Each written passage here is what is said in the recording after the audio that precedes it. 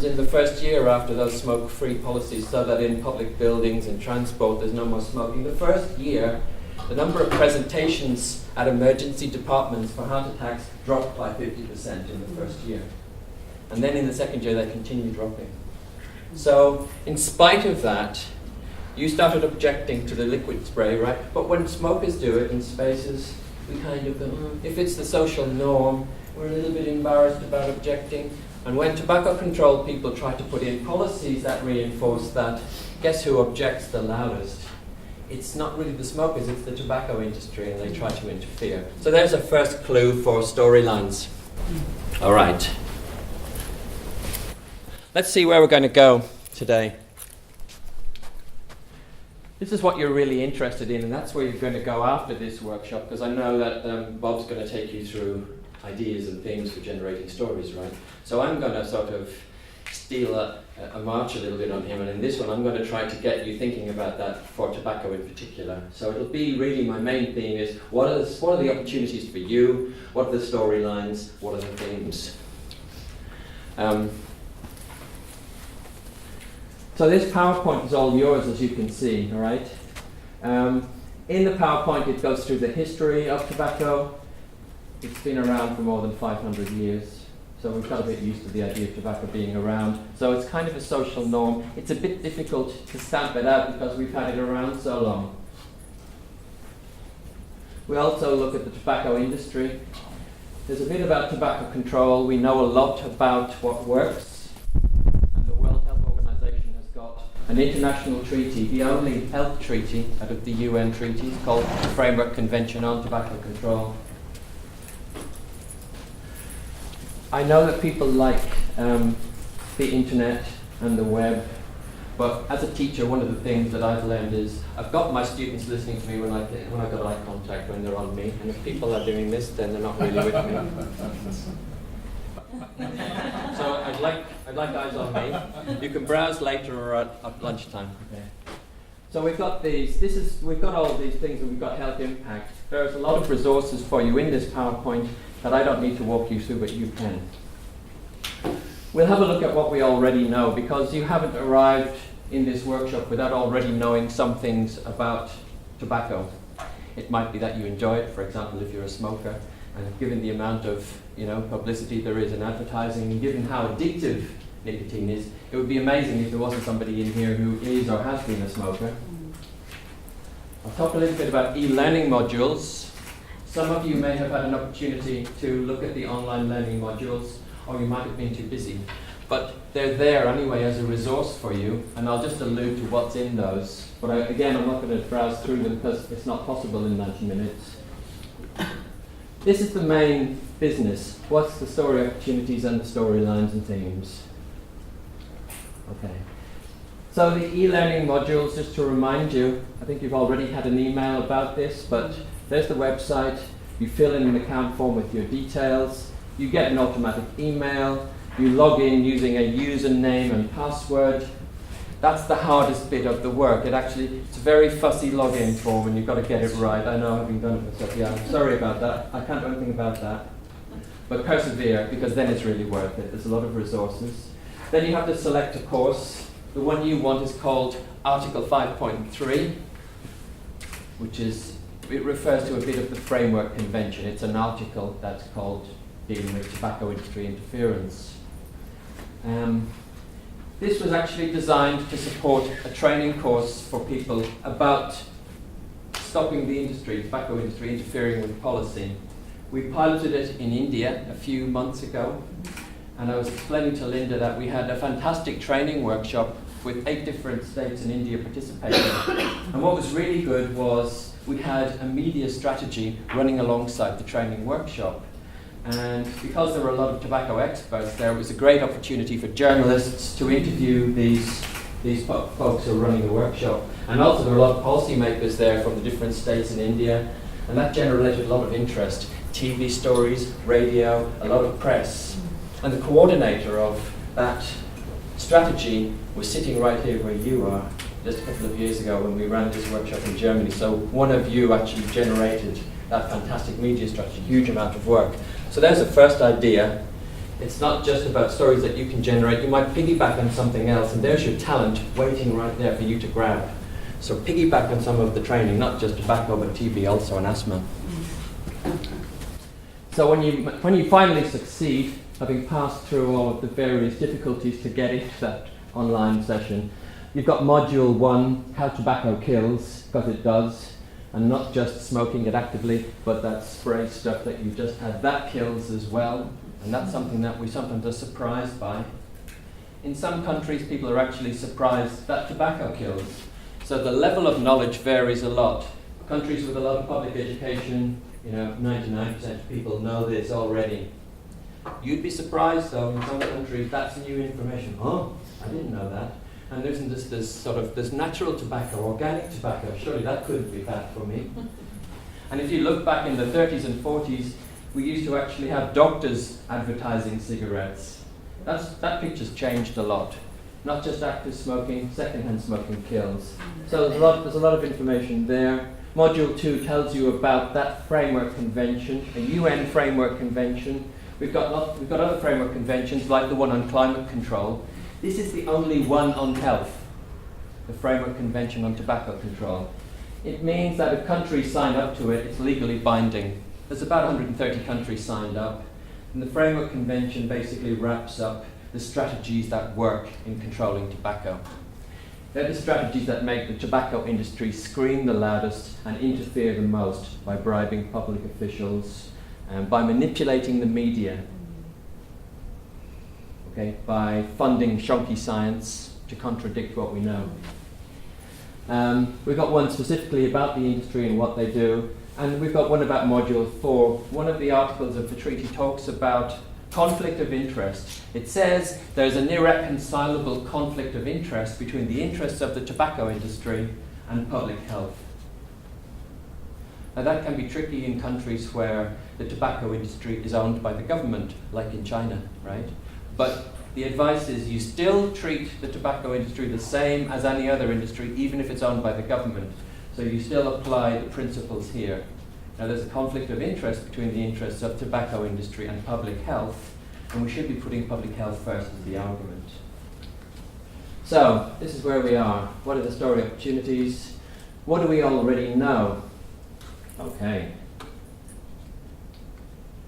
Now, I'm just going to not go through the PowerPoint, but I'm going to lift out a few of the killer facts, I might call them, out of this presentation.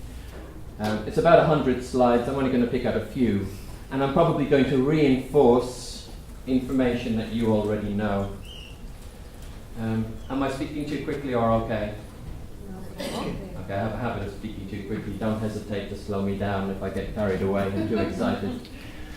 First of all, this is the only legal consumer product that will kill half of its users when used as directed by the manufacturer. How crazy is that? It's been around for maybe 500 years or so. If we were discovering tobacco today, what do you think we'd do? Would we let it be advertised and promoted and sold cheaply and in single cigarette sticks? I don't think so. But it's really been ingrained in society, and it's probably the most addictive substance there is, arguably more addictive than heroin. Okay. So there's information in here about the addictive nature of tobacco. So of the ingredients, the one that's driving addiction is nicotine. Okay, there's a lot of technical information about what it does. In a sense, what it does is it rewires the brain. It actually changes brain structure, and there are receptors for nicotine, and basically that has to be kept fed. And it's very, very difficult, very, very powerful addiction. Okay, it's been around a long time. There's over 7,000 chemicals. Many of them shown to be carcinogens. For example, carbon monoxide messes up hemoglobin. The carcinogens damage important genes that control the growth of cells. Smoking affects the working of the immune system. The chemicals that are in tobacco, we've kind of relabeled them what you'd normally call them as typical household ingredients or products. And they're things like detergent, poison, arsenic, insecticide, cadmium in our batteries that we're so careful about disposing of, but we're happy enough to inhale it from tobacco. Methane, otherwise known as sewer gas. acetic acid in vinegar, there's paint, there's butane that we use in our... We can have all of this stuff in one nice hit from tobacco. The spray that we just put around the room a moment ago, we now know there is no safe level of exposure from second-hand smoke. That's important. The top right was still in preview mode, so again, this is one of about 100 slides that I'm not going to show you. This is an important one. That's why I started out with that little fun exercise, but not so fun if you're one of the people who ends up having a heart attack as a non-smoker who gets exposed to it. Not so much fun. And with a child, you know, if you've got children, not so much fun if your kid gets middle ear infection because of exposure to second-hand smoke. I can remember as a young child, I grew up in Ireland, everybody smoked. My grandparents smoked. They used to send me to the shop to buy their cigarettes. That seemed okay. The shop owner was happy to sell me the cigarettes. I was about 9 or 10. You know the game Bingo? The bingo is the one where you mark off the numbers. My granddad loved bingo. So he used to go to the National Stadium in Dublin every week, and I'd go along for company. And it was full of hundreds of people, and the vast majority of them were smoking. So it was like this huge, it was like the Palais de Congrès, full of second-hand smoke. I don't know what it did to me as a 9 or 10-year-old, but hopefully we're not going to do that to our kids in the future. Did you ever smoke? I did. I don't now. Yeah. 250 it took me quite a few goes to stop because it's so addictive. And most smokers who try to stop will try 5, 6, 7 times before they succeed. Most will succeed cold turkey rather than nicotine replacement therapy. Those who do use patches or nicotine replacement, that tends to double the success rate. But most smokers succeed in quitting without the help of nicotine replacement therapy, as I did. It's difficult when you work in public health and you look at these figures day in, day out.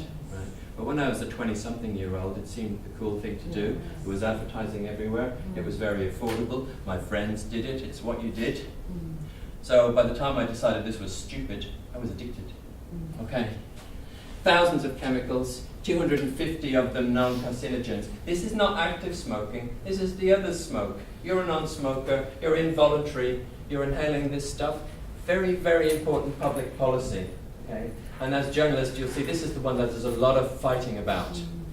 And lately, there's a new kid on the block called the electronic cigarette, the e-cigarette. Yes. And the e-cigarette can really confuse things because, you know, I was in a big mall in the Philippines, a shopping mall. Good law in the Philippines, you're not allowed to smoke in the shopping mall.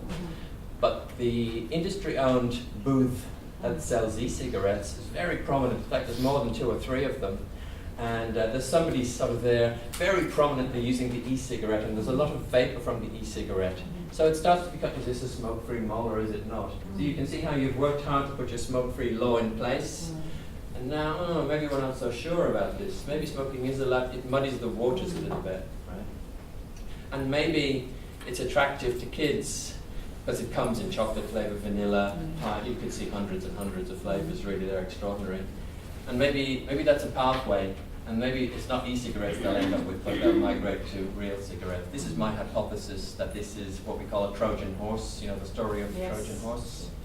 In other words, a trick by the industry to really get us back to the other types of tobacco. Anyway, we'll move on. We know how to stop this stuff. There's the Framework Convention from WHO and the United Nations, and it's sometimes packaged as the Empower package as a way of helping us remember what to do or helping government policymakers remember what it's about. And the M stands for monitor. P is protect people from tobacco smoke, like we were doing a minute ago. O is offer help to quit. W is warn about the dangers, like with public education, like with warning images on tobacco packs. Enforce bans on tobacco advertising, promotion and sponsorships. Okay. Advertising, promotion and sponsorships. So there might be a country that stops the advertising on TV, but you can still see advertising everywhere in different forms. Maybe they sponsor sport is the favorite one, and maybe you can get it online, and maybe if you try to stop them in that country, then what they'll do is they'll move to another country and you can still have it online, or you can restrict TV stations in a country and the TV station goes offshore somewhere else and you can still access it in the country. So it's a tricky business. It crosses national boundaries. And the movie doesn't. Movies as well, and India's done one of the best jobs on trying to do it through Yeah. Bollywood. But if, you know, people who are aware of advertising through movies, for example, and placement, there's a causal relationship between seeing cigarettes in movies and starting to smoke. I'll say that sentence again. There is a causal relationship between exposure to placement in movies and kids starting to smoke. That's a relatively recent finding. Causal relationship. So we enforce bans on taps, raise taxes on tobacco, the ones that make the industry scream the most. They'll do anything to keep that price down. Taxes are nice from a government's point of view. Cigarettes are so addictive that the smokers keep on smoking a little bit, well, quite a bit. It comes down, consumption goes down, and prevalence does go down. So right, like consumption, the amount they smoke, prevalence, the proportion of the population that is smoking, both of those things start coming down. Does it really go down? It really Or goes just down. Initially No, and no, then- no, it goes down, no question. But it doesn't happen. Come back to that one, okay? There's a debate there that we're going to mark, Yeah. taxation. And I'll ask, my challenge to you is, why are the industry so opposed to it if it doesn't work? Because if I want to evaluate strategies that work, I don't need to do randomized trials or longitudinal studies, I just have to listen. What are the industry screaming about? That's what works. Okay, we'll come back to tax. All right, and we know about, you know, effective packaging and labeling, either, you know, big pictorial warnings or plain packaging, like in Australia. Yeah.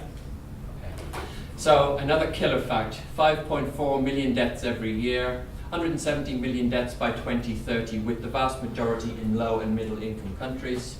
Of the 1 billion smokers alive today, 500 million will be killed by tobacco, spread not by a virus but by marketing tactics of a powerful industry.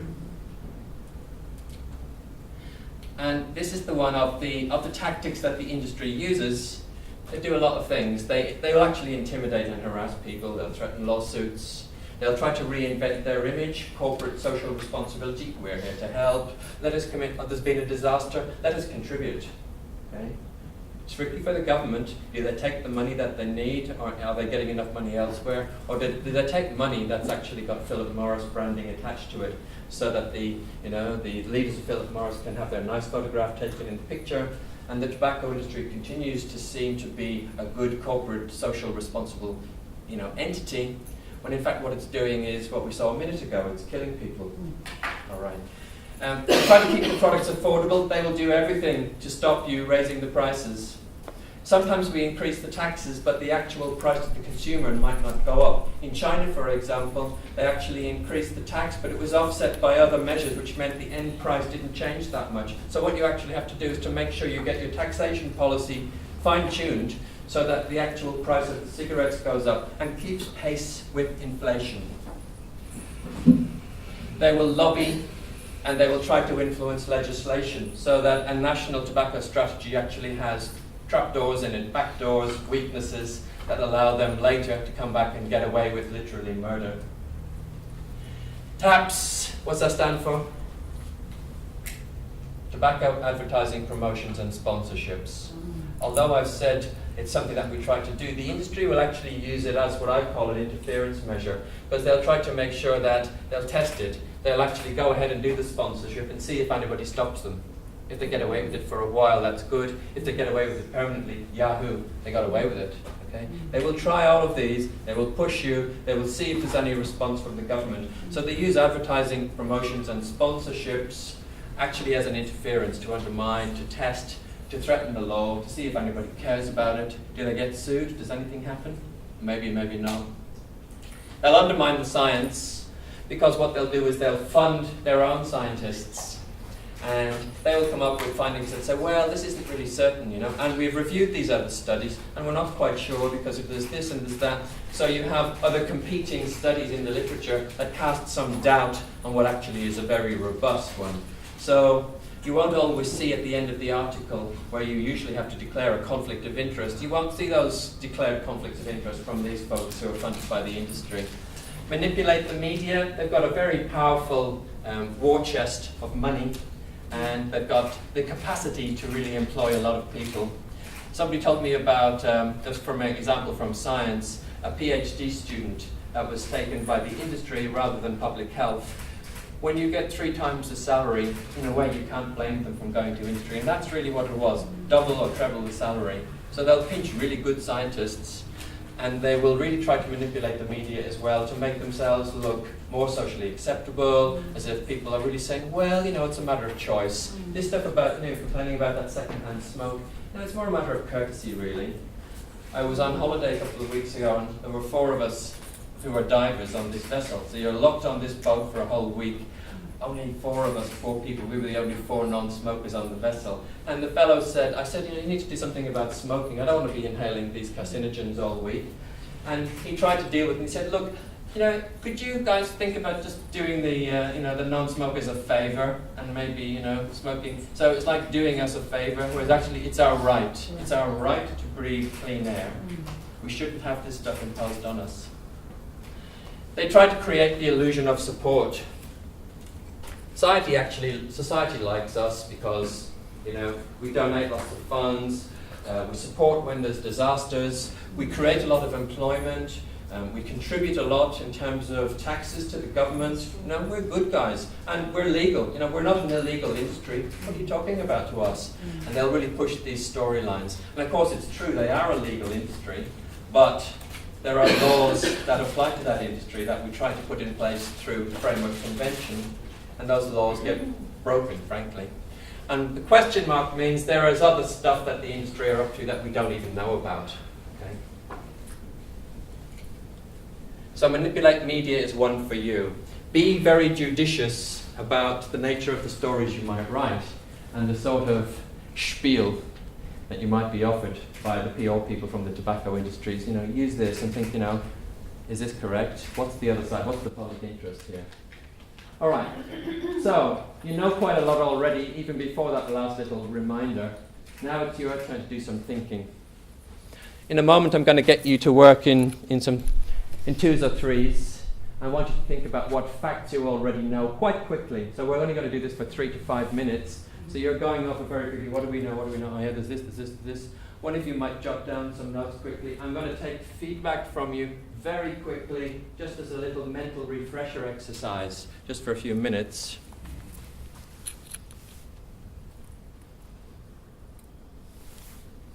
Okay. I'm just checking on timing. According to my timing plan, we're going quite well. Does that make sense to you? All right. Is it okay? So you're a 3. You're a 3. You're a 3. You're a 4. Oh, no, let's do a pair and a pair. Is that all right? So the question is, what do you know already? Brainstorm everything that you think you know about tobacco already. And I'm just going to take some facts from the group. Welcome. Okay, thanks for coming back. We could go with that one for a couple of hours because there's so much to think about. I'm only going to take feedback for about 10 minutes. Okay? Just because, again, this is stuff, you don't have to drill into this stuff. That's available as resources. Let's just refresh, remind ourselves what we already know. One thing that came out of your discussion, one key thing. Shisha. Say it. Shisha, which is a counterpart of the hookah. And this is basically water. Who knows what that is, hookah and shisha? Say it, what is it? It's a small standing thing. It's a transparent glass thing in which you'll see bubbling water. It's flavored. In Pakistan, they are using it a lot. Teens between the ages of 12 and 16. We got it? Everybody knows what it is? Because they think it's not so harmful. And it's flavored and it's cool. And women generally don't smoke, but they find it cool to have the hookah. Couples have it in their homes. It's flavored, it's fancy, and it's really harmful. It's a killer. In India, it's marketed like anything. They have got special bars. I'll come to you. Very good, very good. Now, okay, so there's Kebabs. the water pipe, okay? It's cool, it's trendy. Couldn't be as harmful as the other types of tobacco, yeah? Not wrong. Okay, so there's a position statement about this. This is from the union. There's a WHO statement on it. So we don't need to drill into that more now. Know that it's a killer. Know that there's information about it.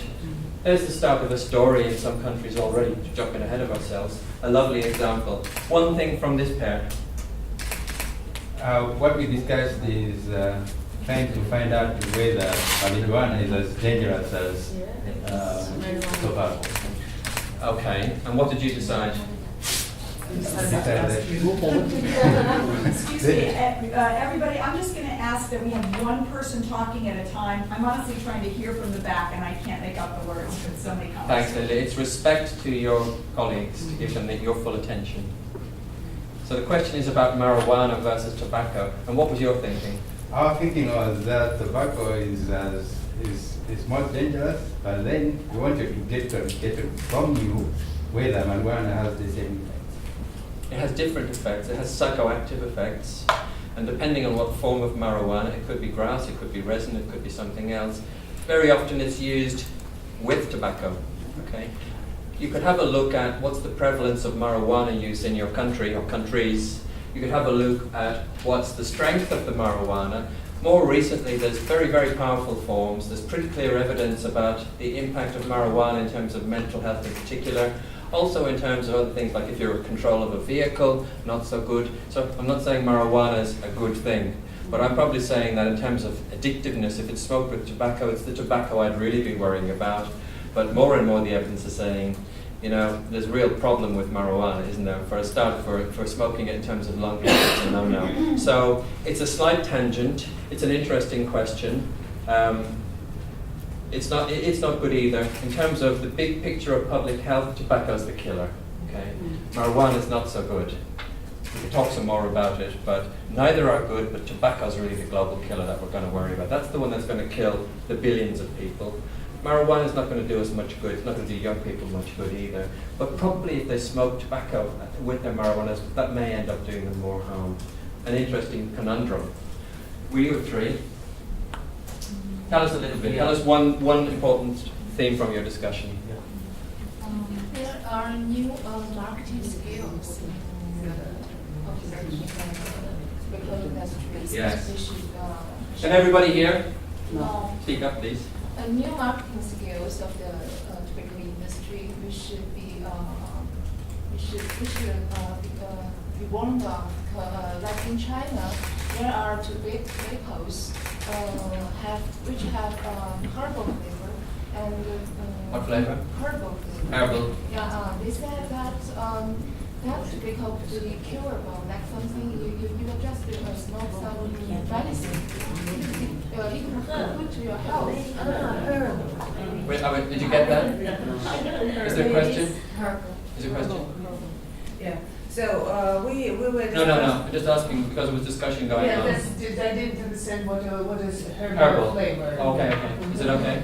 Yeah. Sorry, go ahead. Not only flavor, they add herbal into the cigarette. Okay. And tell people that it's curable. It's like something like medicine. You can. It's good for you. It's natural. It's herbs. It's good for your health. How could it be harmful? Yeah, it's really confusing. And we have such an academician. They are working on that. Yeah. So that's about the kind of, it's partly about the contents of the cigarette, which is another interesting discussion we could have about the actual contents, because you can regulate that. Is there much nicotine? Is there not? Often it has a lot of nicotine, and there is also stuff to make it as smooth as smoke. So that's a whole discussion. But you also talked about marketing techniques. What did you think of there, apart from herbal? Is there anything else? I think that is part of that, like new flavor. New flavors.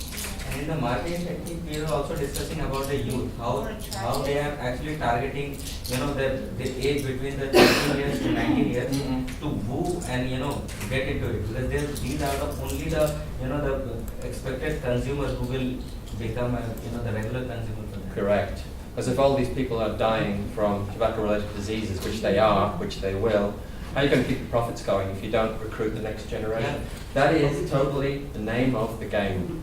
Okay? It's an unapologetic, disgusting, shameful, unethical industry, and that's exactly the name of the game that you just put your finger on. And in terms of flavors, the e-cigarette is my favorite one. I should have put in some pictures I've just taken in Manila. I couldn't believe the range of flavors: pizza, chocolate, you name it. Who are they targeting? Are they targeting the 50-year-olds? I don't think so. And also, I think something special for China, we still have the state monopoly for tobacco industry. Correct. And also, it's a state body and a government body who produce cigarettes. and also who is the major implementer of FCTC. Sure. That's So, our so this is reinforcing the idea. China's not the only country, but it's the major country of interest where the government owns the tobacco industry, state-owned monopoly. So there's this little juggling act and conflict of interest. But it doesn't mean that good things aren't happening in China, because great tobacco control is happening in China, but we've got a long way to go. Some very interesting themes already. We could have said more in terms of marketing techniques like social media and the use of internet. That's huge. Where there's advertising, so I get it viral. And so it's not the industry who does it, but it's a 13-year-old who shares it with another 13-year-old. So we're not culpable. It was just there. They accessed it on the web. Don't blame us. What were you talking about over here?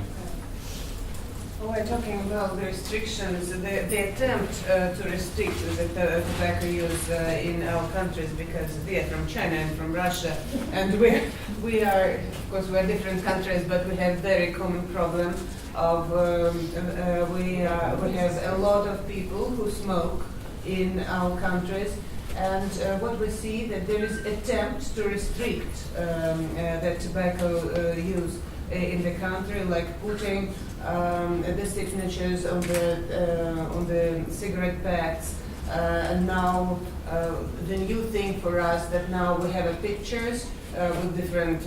You can get cancer, you can get heart attack or something like this, but also also there is a restriction to smoke in public areas.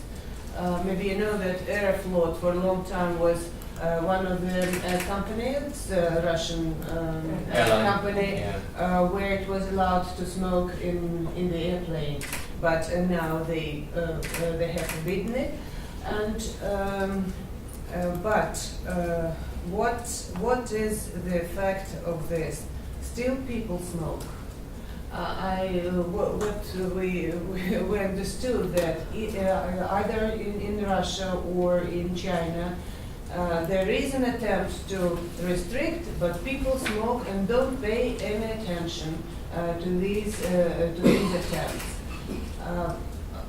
I don't know, maybe girls will say whether they know the statistics, but I can say anything about the statistics, whether it's the reduction of smoking or, but what I see that teenagers in school are smoking outdoors, and it's like a normal thing. When you're passing the school and they're having the breaks and they're smoking. It's great. So a really rich contribution there already. So you mentioned Russia, and there's some great breakthroughs in terms of tobacco control policies in Russia. And like, it's remarkable, given the nature of the country at the moment and the politics, that those laws have come through. But if we think about clinical medicine, we have drugs and we take them today and they start working in an hour and they start working tomorrow. We're talking about population health strategies. We're talking about a product that's been around for 500 years, that is probably more addictive than heroin. Could have a debate about that, but powerfully addictive. We're not going to have those results overnight. So these strategies work. Don't mistake that, because there's the ones, if you want to see the evidence, look at the industry objections. So a huge amount of science has gone into choosing the strategies that work. They're in Empower, they're in the FCTC. There are things like pictorial warnings you mentioned. There are things like stopping smoking in public places. There are things like taxation to put that up. They're the sort of ones that are going to work powerfully. And the ones that are not going to work, they'll be the ones that the industry might help you sponsor. Okay? Like some school education programs, a little bit of information. Okay, not a bad thing, but it's not going to be the one that does the damage, the effect. The one that does the damage is going to be the pictorial warnings or plain packaging. It will be the tax rises that keep going up.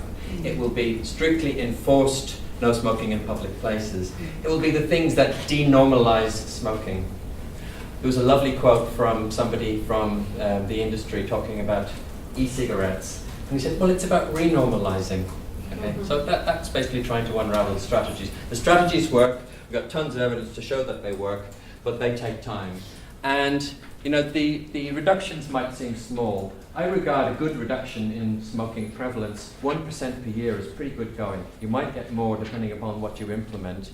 No one strategy will do the job. They have to be implemented together, a whole package of strategies together. You need your public education, you need tax, you need the packaging enabling working together. All right? It's a long haul. We spent 500 years getting ourselves addicted, but we expect the strategies to kind of cure us overnight. You measure success in maybe 3, 5, 10 years rather than 3 months. The exception might be secondhand smoke, because our politicians are interested in seeing results right within their term of office, which is not usually 5 years, it might be, or it might be 3.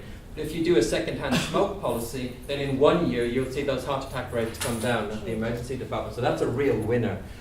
Right, we've had a robust discussion here. Just briefly, what else, from what you've had, what are a couple of most important things from this group? If we talk of our own country and if we talk of tobacco control strategies, we have a policy wherein no tobacco products can be sold near schools and near religious places. 100 meters? 100 meters. 100 Okay. meters. So that's one. Yeah. And because that is the age group, the adolescents actually who are the ones who need to be targeted the most. Okay. And then we have Smoking has been Victorian banned in public places. public and places. Railway stations and trains is totally banned. I mean, it's there. In India? In India, it's there. How awesome is that? Yeah, can you think of the population of India and the number of smokers, tobacco users really, because it's chewing as well as smoking? That's Yes. another But then discussion. smokeless tobacco is another thing. It Correct, is, and correct. chewing, yeah. And But there if are- you, just stop there because I want to say something about the schools one. If you ban selling or promoting of tobacco within 100 meters of schools, it's hard to object to that, isn't it? Even the industry will find that hard to object to because you're Correct. protecting school children. Yes. Children are a key strategy, a killer strategy for journos. Nobody wants to be on the bad side of contradicting a strategy that's for protecting child health or maternal and child health. Correct. The schools one is a real winner. Because suppose you have a lot of schools and you look at 100-meter radiuses around those schools. Can you imagine the coverage that you'd actually get if you truly enforce that? The Philippines is onto that right now. They're really struggling with the amount of interference and corruption, but they're working hard on exactly that strategy. So, if there was a story about that in schools and what's going on, how wonderful would that be? Sorry, please continue. Then on every tobacco kiosk, there's a warning that tobacco will not be sold to children below 16. 16 years of age. Below 16. 16. I think it's 16. Juvenile. But the problem is Juvenile. that these people just get their way around and they would ask somebody else to buy them stuff, so that's one thing. And another is that pregnant women, due to passive smoking, they are not really, a large number of them are not really aware that passive smoking can actually deform the fetus in utero. So that's another problem that is there. And children, of course, as we all know, that they are affected the most. And yes, there are Bollywood warnings. Before a film begins, they have this little voiceover by the hero of the film who says that so and so, all of us do not support smoking, so that's what it starts with. Yeah. And even if they have to show somebody smoking, that warning line will run below to say that smoking is injurious to health and it causes cancer. Even in the Shah Rukh Khan movie? Even in a Shah Rukh Khan. What else? One more killer fact from your discussion. Taxes are increased from year to year, and as you said that they are making some dent somewhere, so we are just hoping that yes, slowly it might just go on to show results. Thank you. That was a really sophisticated troll. I know there's lots more ideas in terms of what we already know about tobacco. It just confirms for me already that I didn't need to show you the other 99 slides in there, but you'll get them, right? For example, there's a graph that shows taxes go up, consumption comes down. It's like an X. It's like, direct relationship. We could also have talked about, the phases of the tobacco epidemic. I might spend 1 minute. Okay. Excuse me. We have so much of Okay, so there's lots of stuff. You're just seeing a whiz tour of the amount of information that I'm not going to be told about, but you can There will be a quiz about all Now. of those slides. You need to be speed learners. We're thinking, you can think theoretically about stages of the tobacco epidemic, okay? We're looking at, you can see the light lines. There's a continuous light line and then a dotted line, and then there's a much darker line and then a dotted line. Can you see them? Lighter and darker. Now the light ones are proportion of male and proportion of female smokers. And then you see about 10 years later or so, you can see there's a lag, and then you see the number of deaths that follow from that smoking, right? And then you can see stage 1 you see, for the first stage of a country going through this epidemic, you see a steep rise of smoking prevalence, especially among the males, and less so amongst the females, okay? So in lots of your countries, the men are the smokers, the women, maybe not yet, but in order to show that they've got independence, they've got rights as well, they've got rights to lung cancer and heart disease too, they start to catch up with the men a little bit. Maybe that's the first phase. In this second phase, you start to see the increase of female smokers, and maybe a 50% or more increase of male smokers. So the men keep going, the women start to catch up. Stage 3, you see a plateau and a slow decrease in smoking amongst males. Or is it? No. You can see it just there anyway. It starts to flatten out a bit. And a sort of plateau in female smokers comes as well. In stage 4, a plateau and a decrease of prevalence amongst females, a further decrease amongst males. Notice the time scale, that's in terms of years along there, and percentages. So, in the countries which have had good tobacco control policies going for quite a while, and they've done it all together. They've done the graphic health warnings, they've done the tobacco increases, they've done the 100 metres within schools, they've really put the taxes up and kept them going, they've denormalised the industry. That's where they're coming down. But there are other countries where we're still on the way up. And you know, it's probably going to be reasonably inevitable that that's the kind of curve that we're going to follow. The smoking rates going up and the deaths following. Unless we learn from what's gone on, unless we're not manipulated, unless our media are not manipulated, as long as we get good investigative journalists not swallowing the garbage of the industry's PR and challenging. So you've got a very powerful tool. All right. So you can think about stages of the epidemic. So key ideas: the men start, steep rise. The increase amongst female smokers comes, and the males keep going.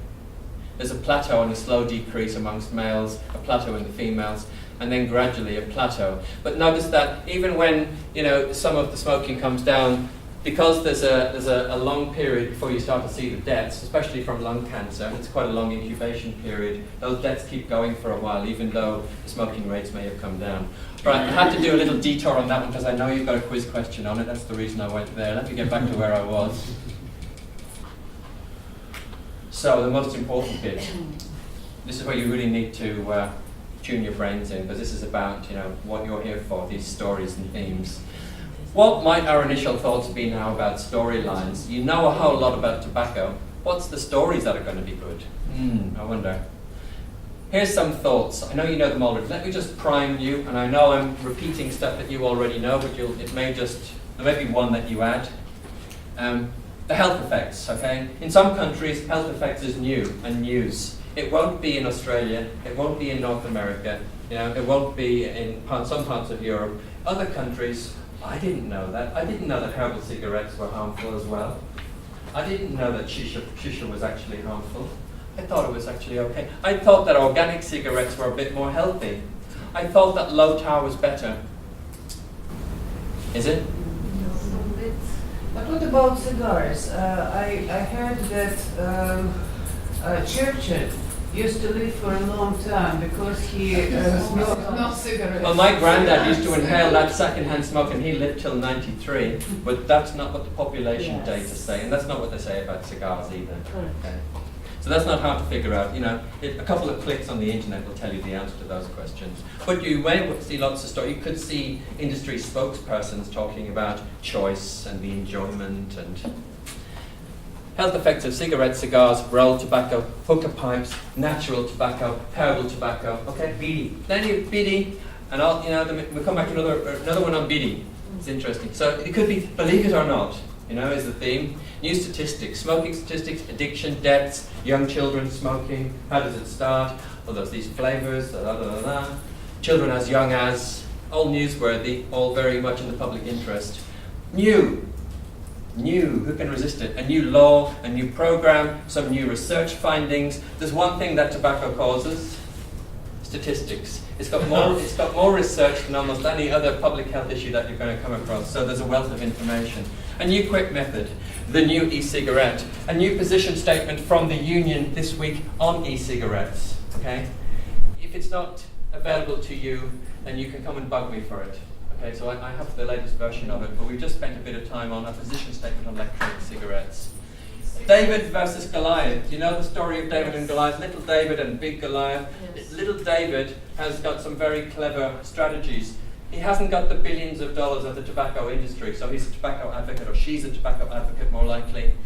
Goliath is the tobacco industry with its billions of dollars. So David and Goliath is a nice journalistic theme. It might be called something else in your country. It's the little person against huge forces. Okay? And sometimes David fights clever, but he needs help from smart journalists.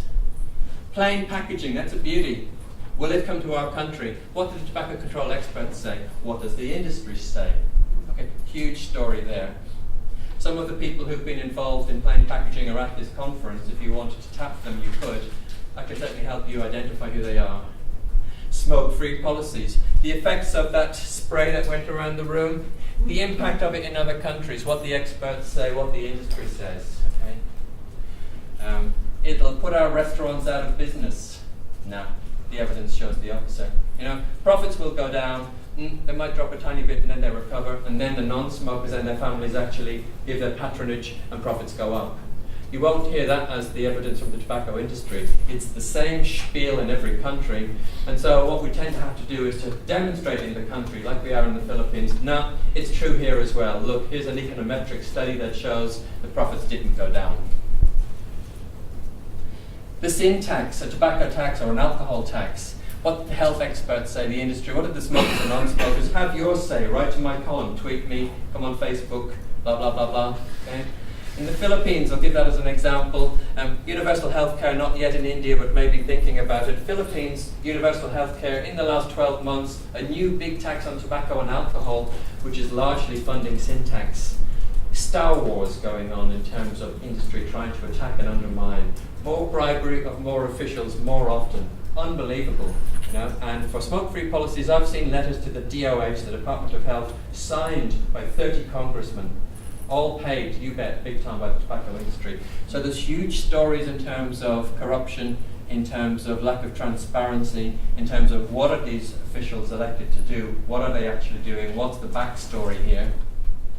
Tobacco and exploitation, the poor, children. What about the people who roll those biddies? What did they, you know, people know what biddies are, right? 2 rupees a day. Biddies? Say what a biddy is, please. Biddies is actually a kind of tobacco rolled in a leaf. Kendu leaf. Yeah, it's a kendu leaf, and it's a pack of 20 to 30, which comes around, you know, $50.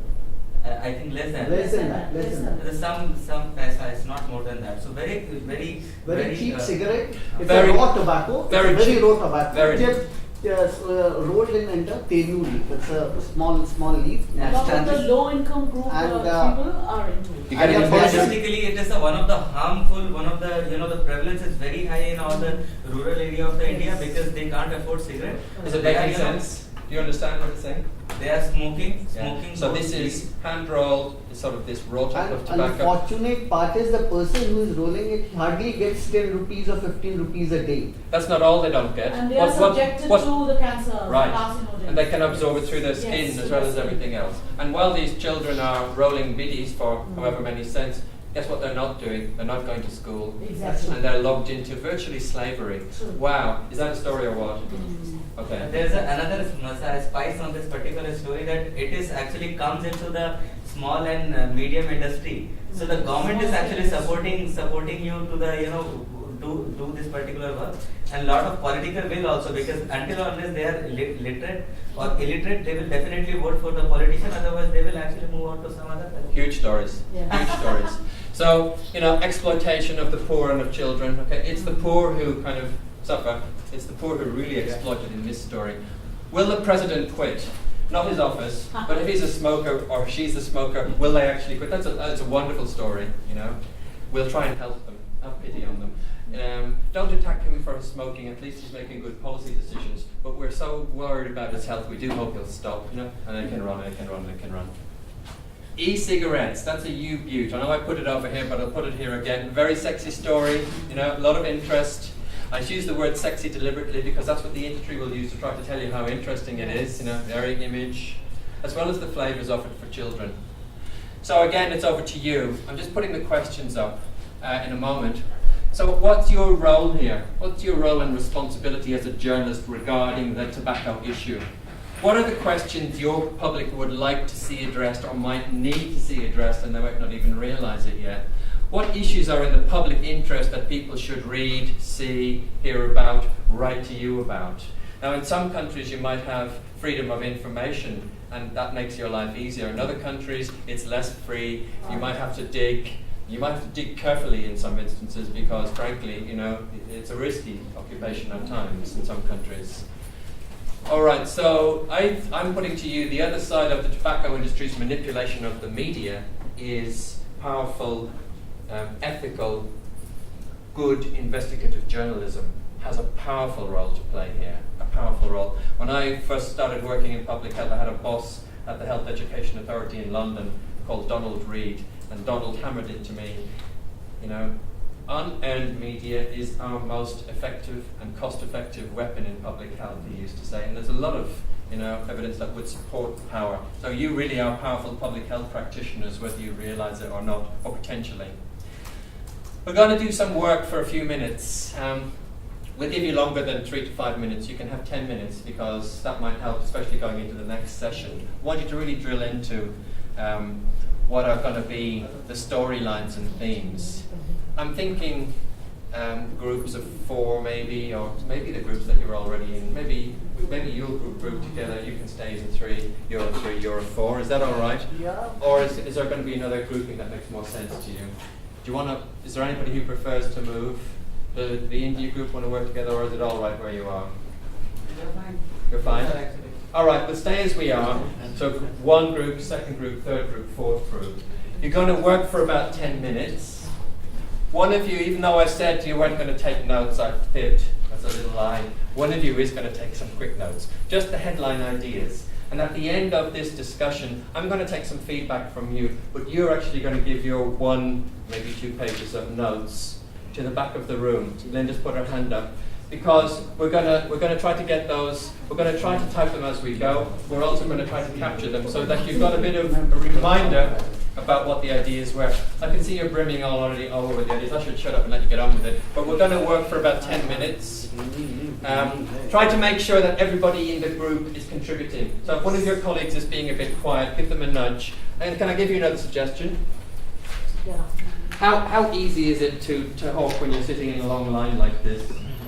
Not so good. Move your chairs so you get face-to-face contact and still the one person taking some notes. So reorganise yourselves as you wish, but try to make sure you're getting some face-to-face. Okay, your 10 minutes starts now. Headline ideas from the group, so I'm going to take it back quite snappily. We're going to wrap up in 5 minutes. Somebody has, in 3 minutes, somebody's been the scribe who's going to give the notes to the back. You will be able to visit the PowerPoint, you'll be able to visit online, you'll be able to, are you staying in the Meridian Hotel? Yeah. You'll be able to bug me at breakfast, first come, first served, for the next few days if you want to, you know. But you eat breakfast at 6:30, right? Maybe. Okay, rapid fire. 1 big theme from this group was, who's the scribe? Actually, we didn't. I will tell you very briefly because we didn't actually cover it. Answer his question. I'll go to the next group. We'll go to the. Get it together and write it down, please. I'll come back. We are actually focusing on the tax issue compared to the China and India. How much they are actually taxation pattern is there, and we have Taxation, big theme story, and there's a whole lot of sub themes. 1 or 2 themes from this group. So e-cigarettes. To make a research, how it works, what does it do to your health, and the examples. What will be, what happens with our lungs when we do this? No, stop please. Remember, we're going to listen to colleagues when they're talking. They listen to you. Yeah, go. Then big profits of the tobacco industry for people's lives. So compare. What's the best method of quitting of smoking? The real story of a person who tries to quit smoking. Personalize it. And the star story. It could be a very famous person who is quitting smoking or struggling with this, and why. So that will be interesting for the public, I think. So that's the four themes that we had time to discuss. Nice themes, nicely, succinctly presented. I love it. And the idea of, it seems like a big story, but when you tell it in terms of a person or a family, it becomes very something you can relate to. I don't know how many themes you must have here. Give me just a couple. All right. She is from Russia, and she says that people working in cancer clinics are smoking themselves. So that's the story that she would like to tackle as to. That's a beauty. Yes, so that's what she read through. Because they're the role models, and that often, how can we bring down the prevalence of smoking in the general population if the clinicians are role models for smoking? Right. One other thing. Yeah, and I would like to we would like to tackle smoking and chewing tobacco among children and also beggars on Indian streets, because if you see them, they're all chewing tobacco. And I would like to pick up my story from somewhere who is suffering of, say, some disease which is related to smoking, personalize it a little bit, and then go as to also to for the policy makers, because in India there's no policy that you can sell loose cigarettes. So if probably we stop that, so I don't think those children would be able to buy packets. So that could bring down the effect a little bit. So that's what we want to do, and also the adolescents, because they are the target group again, because they are the ones who are into it. I would want to make a film on this. Nice. A little documentary kind of. Some great ideas there. Okay, back to this group to just succinctly, there was a sophisticated in-depth discussion, but we have only got a few seconds to hear about it. So,